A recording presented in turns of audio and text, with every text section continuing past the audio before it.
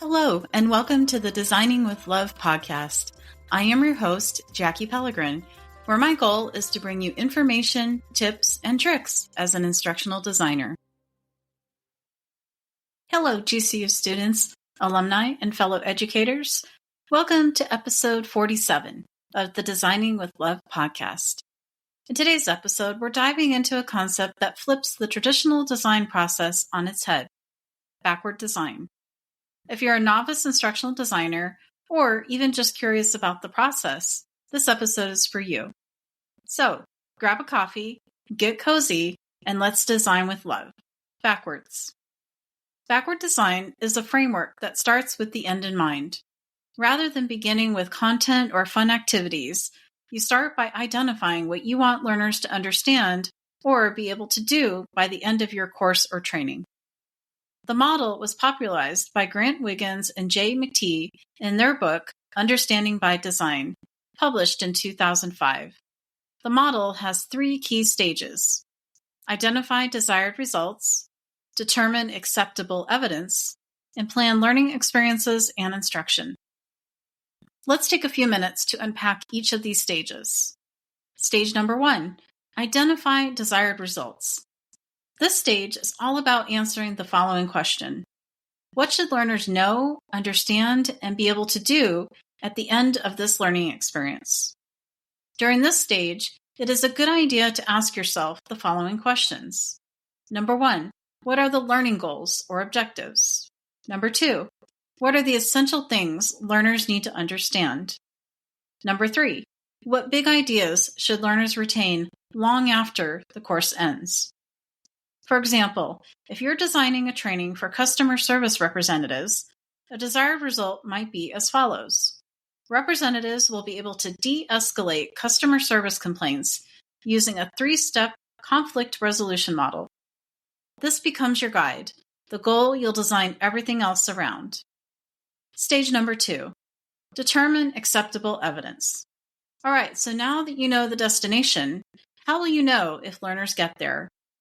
This stage is about assessments, both formative and summative. However, it's not just about quizzes or tests. Think about role plays, simulations, projects, or real-life tasks that show learners truly understand and can apply what they have learned. Let's go back to our customer service example. Some acceptable forms of evidence could be as follows: a video recording of a mock customer interaction, a written reflection on how the 3-step model was applied. This stage ensures you're not just teaching the content, but preparing learners to demonstrate mastery in meaningful ways. Stage number 3, plan learning experiences and instruction. Here's where you finally get to plan your lessons and activities. However, notice that this is the last stage, not the first. Now that you know your goals and assessments, you can ask the following. Number 1, what knowledge and skills do learners need to succeed on those assessments? Number 2, what instructional strategies, resources, or technologies support the learning? Number 3, what activities will make the learning stick? Designing backward keeps the learning focused, intentional, and aligned. If you're new to instructional design, it's tempting to start with what's fun, such as videos, games, tools, and slides. But the power of backward design is that it grounds you in purpose first. This approach helps you to stay aligned with learning outcomes, avoid content overload, build meaningful assessments, and create a more impactful, learner-centered experience. When you design with the end in mind, you're not just throwing content at learners, you're guiding them on a journey toward real understanding. So, if you're just getting started, remember, start with the why, then figure out the how. As a recap, we cover what backward design is, a breakdown of the 3 stages in the model, and why backward design matters in instructional design. You are welcome to check out the interactive diagram that covers the key details covered in this episode, which is provided in the show notes.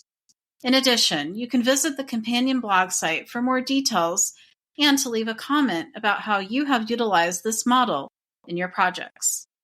Now, if today's episode helped bring some clarity or inspiration to your instructional design journey, please share this episode with a friend or colleague who is just starting out. Chances are they're navigating the same questions. The content in this episode might just be the encouragement they need. As I conclude this episode, here's an inspiring quote by Stephen Covey. Begin with the end in mind. Because when we design backward, we're really designing forward for impact, for growth, and always for love. Thank you for taking some time to listen to this podcast episode today. Your support means the world to me. If you'd like to help keep the podcast going, you can share it with a friend or colleague, leave a heartfelt review, or offer a monetary contribution. Every act of support, big or small, makes a difference, and I'm truly thankful for you.